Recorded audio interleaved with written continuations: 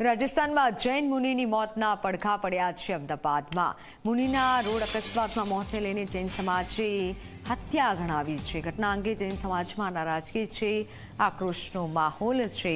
જૈન સમાજના મુનિઓ અને લોકોએ વિશાળ રેલી કરી સાધુ સંતોની સુરક્ષા અંગે જૈન સમાજે માંગ કરી છે। આ સમગ્ર ઘટનામાં ઝીણવટપૂર્વક તપાસ થાય, ઝીણવટ ભરેલી તપાસ થાય તેવી હાલ માંગ કરાઈ છે। અને મહત્વનું છે, રાજસ્થાનના પાલીમાં ટ્રકની અડફેટે જૈન મુનિ પુંડરીક રત્ન સુરેશ્વરીનું મોત નીપજ્યું હતું। અને જે ઘટનાને લઈને જૈન સમાજના લોકોએ વખોડી છે।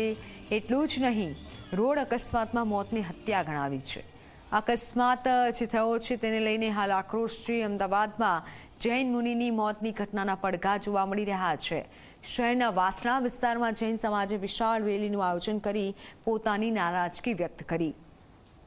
સાધુ સંતોની સુરક્ષા અંગે માંગ કરવામાં આવી છે, સાથે સમગ્ર ઘટનામાં ઝીણવટપૂર્વક તપાસની પણ માંગ કરાઈ છે।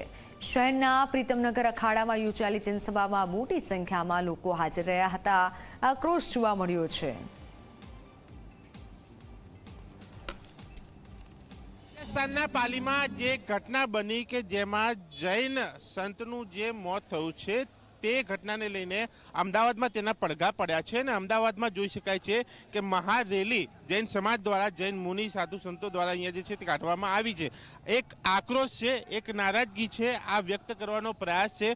ખાસ કરીને અમારી મહત્વની માગણી એ છે કે સમગ્ર સાધુ સંતને એક રાષ્ટ્રીય સંપત્તિ તરીકે ડિક્લેર કરવામાં આવે, એને ઘોષિત કરવામાં આવે।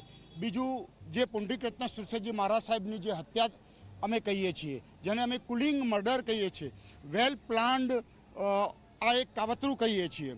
અહીંયા કોઈ પણ સામાન્ય માણસને સંદેહ થઈ શકે કે ભાઈ કોઈ ટ્રક ઉછળતી નથી, ટ્રકને નુકસાન થતું નથી, ટ્રકનો ડ્રાઈવર ક્યાંય ગભરાતો નથી, કેવળ ટક્કર મારી અને ફરાર થઈ જાય છે। રોડની સાઈડમાં ગુરુ ભગવંતો અમારા ચાલતા હોય છે, જે સંપૂર્ણ આચારનું પાલન કરતા હોય છે। આવા સંજોગોની અંદર આ જે કરવામાં આવી રહ્યું છે તેને સ્પષ્ટ રીતે અમે કુલિંગ મર્ડર, એક ઠંડા કલેજે કરેલી આ હત્યાને અમે ગણાવીએ છીએ। આ હત્યાનું મુખ્ય કારણ જૈન ધર્મની સંસ્કૃતિને નાશ કરવાનો છે। સરકારને કરબદ્ધ પ્રાર્થના છે, આ તમામ લોકોનો એક અવાજ છે। આજે સંતોની ઉપર આવું આક્રમણ થાય, આજે અહિંસક જૈનો પણ રસ્તા ઉપર ઉતરે, ક્યારે ઉતરે? આજે રસ્તા પર ઉતર્યા છે, જરૂર પડે તો ખૂન આપવા પણ તૈયાર છે, પણ સંતોની રક્ષણ થવું જ જોઈએ। અમદાવાદની રેલીના દ્રશ્યો કે જ્યાં જોઈ શકાય છે કે મોટી સમાજમાં જૈન સમાજના લોકો એકઠા થયા છે।